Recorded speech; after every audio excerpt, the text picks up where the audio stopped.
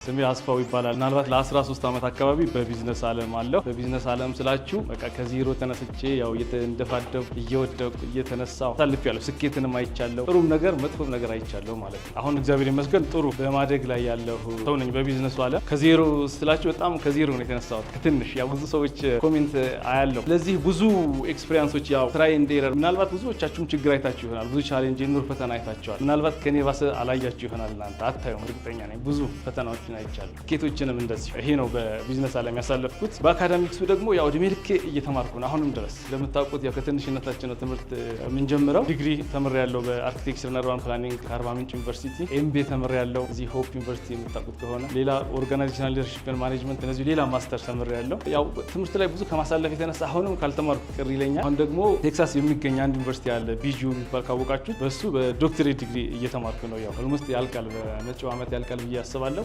ትራንስፎርሜሽናል ሊደርሺፕ በዶክትሬት ዲግሪ እየተማርኩ ነው። ይህን ይመስላል ህይወት ታሪኬ።